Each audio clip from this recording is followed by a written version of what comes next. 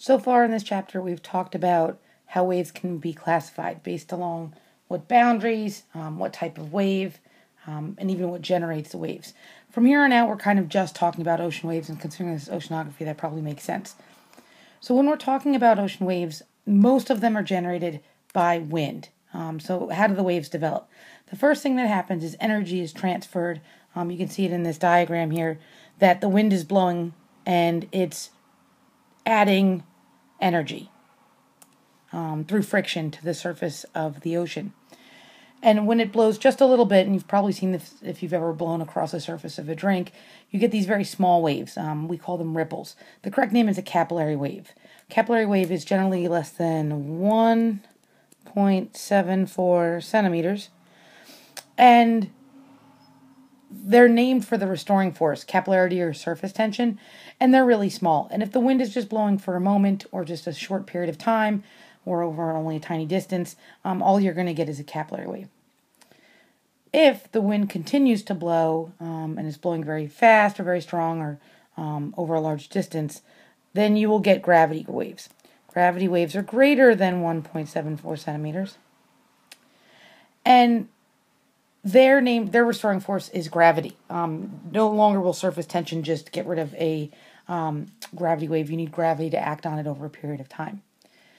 They are a little more what we call trochoidal. And if you look at this picture on this slide, which I believe is 8.8 in the book, you have your kind of more typical wave, nice smooth topped wave pattern. A trochoidal wave is one like this.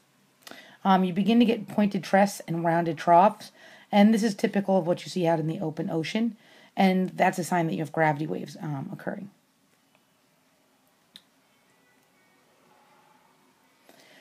This picture is also right around 8.8. It might be 8.9 in the book. And we need to talk about the word sea here, or sea area. And this is the spot where the wind waves are generated. Now, most waves are generated at the site of storms. And you can see this diagram that there's a storm sort of in this area in let me go back. If we were to look at the area of the storm, the wind is blowing across this area, and that's the site where the waves are being generated. If you were to go there and imagine everybody's favorite movie, The Perfect Storm, waves look very choppy. That's because the wind doesn't blow in one continuous direction in a storm. I know we always like to imagine it does, but kind of circles around. So the waves can have a variety of periods. They can be very short, very long. They can have a variety of wavelengths depending on if it's a gust that made it or sustained wind. So what you need to take away from this is that the sea, the area where the wind waves are generated, is not organized. This is indifference. We're going to go on and talk about swells and surf. Swells are very organized waves that move away from the sea. They're no longer being generated. They're just moving away. And surf is what happens when they meet the shore.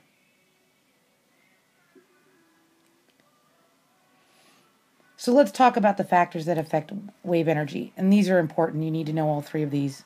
Most of these slides are important, I guess. Wind speed is pretty straightforward. The faster the wind is blowing, the larger the waves will be. Why? Because a faster wind has more energy.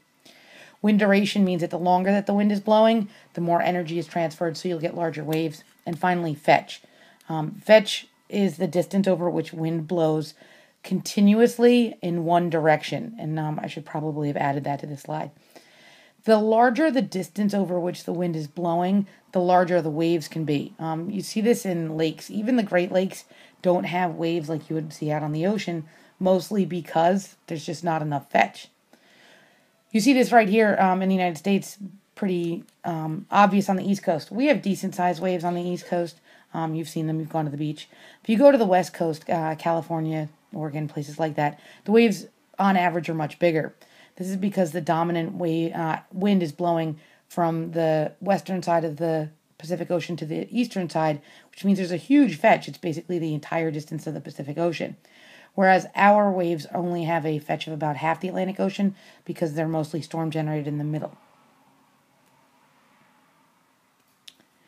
So we have to talk about this term. It's called significant wave height. I abbreviate it SWH all the time. And significant wave height has these mathematical things. It traditionally meant the average height of the highest 1/3 of waves, which is abbreviated like this. in a more modern sense, we find the height, the surface elevation, and we do 4 times the standard deviation. You'll know more about what standard deviation means when we do that in research, but you just sort of need to know these definitions for now. These 2 ways to define them, H1/3 and HMO or HM naught, are basically the same thing. They will be for the purpose of this class. If you decide to go on and become a physical oceanographer, you'll see the mathematical ways those are different. Significant wave height can be predicted using the Bretschneider curve. Now, I'm going to give all of you a Bretschneider curve in class when I see you again, and we will practice using it. It's an imperfect method. You'll see that there's a little bit of room for interpretation, but basically it takes into account all of those factors we talked about. Wind speed, wind duration, and fetch. So here's an example problem. Let me show you the curve first. This is the Bretschneider curve, where wind speed, I'm going to show you where this is on here in blue, is along the left-hand side, and it goes sort of like straight across. Everybody see that? And you would find the wind speed that you were given in the problem. And then you would find your duration. Now, duration is, there's a bunch of things going on here. I'll do duration in green. Duration is these dotted lines. And the numbers for them are right here. So this, I know this looks like it's starting at the 2. We're actually looking at this number. So this is a duration of 1. This is a duration of 1.5 hours. And so on and so forth. Here's the duration of 5. That's where you find duration. Fetch is along the bottom. I'll do that one in red. And this one's kind of straightforward. You would just draw straight up. So if your fetch was 2 nautical miles, you would just go straight up. Or if it was 60 nautical miles. You'll notice the scale is not even on this. This is because there's an exponential relationship between these factors.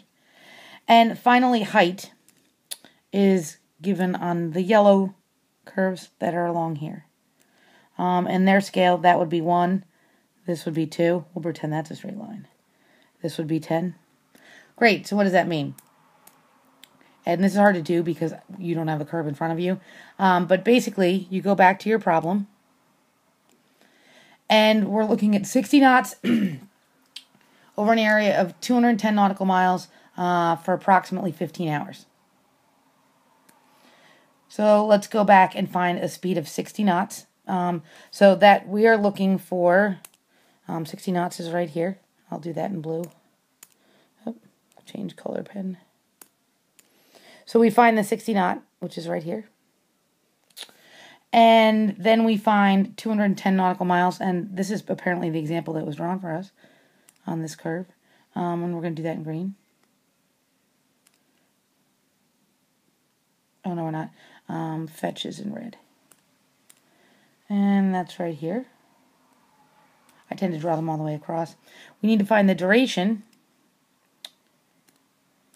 And let's see, duration we said was 15 hours, I believe. Which would be right about in here. I think I drew that kind of funky. And you want to find where these 3 things sort of make a triangle. This continues kind of up here. The blue comes across. And you can see, I'm going to highlight this in pink, you get a triangle where they sort of all intersect. And to find what the significant wave height is, how high can waves be in an area like that, you look in here and you find the yellow line. Yellow lines kind of arc the opposite of duration. And we would be right about in here. And if you find those numbers,